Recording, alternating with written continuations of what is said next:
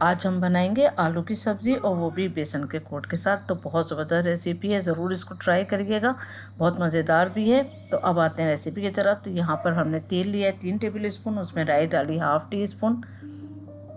अच्छे से इसको फ्राई होने दिया। फिर हमने 2 हरी मिर्चें डाली हैं बीच में से काट के, हरी मिर्चों को भी अच्छा फ्राई करा है। फिर 4 बड़े साइज़ के हमने आलू लिए थे, उसको क्यूब्स में काट लिया है। बहुत ज़्यादा बड़े भी ना हों और बहुत ज़्यादा छोटे भी ना हों, बस इसको भूनेंगे, इतना भूनेंगे कि इनका हल्का सा कलर चेंज हो जाएगा। उसके बाद इसमें 2 पिंच के बराबर हमने कलौंजी डाली है, 1/2 टी स्पून कश्मीरी लाल मिर्चों का पाउडर डाला, 1/2 टी स्पून हल्दी पाउडर डाला। अब अच्छी तरह करेंगे मिक्स, और मिक्स भी करते रहेंगे और दरमियानी आंच रखी हुई है और भुनाई भी करते रहेंगे। इस पर हल्की सी गोल्डन सी परत आ जाएगी, तो इतना ही इसको भूनेंगे। इतने ही में ऐसे ही करते करते आलू भी अच्छे से फ्राई होते चले जाएंगे और गल भी जाएंगे। अब थोड़ी सी देर के लिए हमने तकरीबन 5 मिनट के लिए इसको दम पे कुक करना है हल्का सा।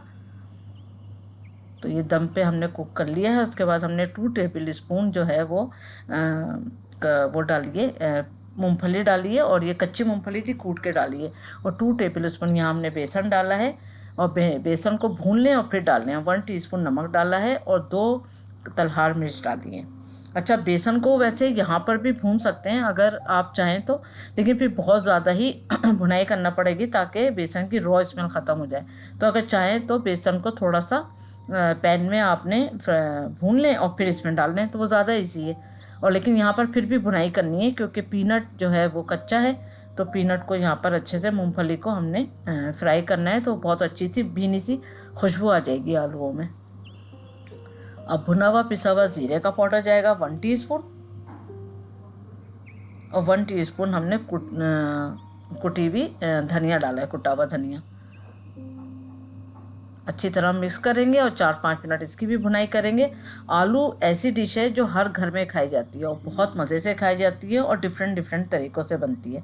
तो आलू की डिश ऐसी होती है कि अगर आप बनाएं, अगर हफ्ते में 2 बार भी, तो बच्चे भी बड़े शौक से खाते हैं। और बच्चों को इसके साथ पराठे बना दें या पूरियाँ बना दें, जो भी हो वो बना के दें, या फिर आप खाली रोटी बनाएं उस पर बटर लगा दें, तो बहुत मज़े से बच्चे ये शौक से खाते हैं। तो अगर आप चाहें तो टिफ़िन में भी डाल के दे सकते हैं बच्चों को स्कूल में, और लंच बॉक्स में भी डाल के दे सकते हैं जो कि ऑफिसों में। तो ये बहुत ज़बरदस्त रेसिपी है, ज़रूर इसको ट्राई करें, और उम्मीद करती हूँ आज की रेसिपी आपको पसंद आएगी। Thank you for watching. दुआओं में याद रखें, अपना ख्याल रखें। अल्लाह हाफिज़।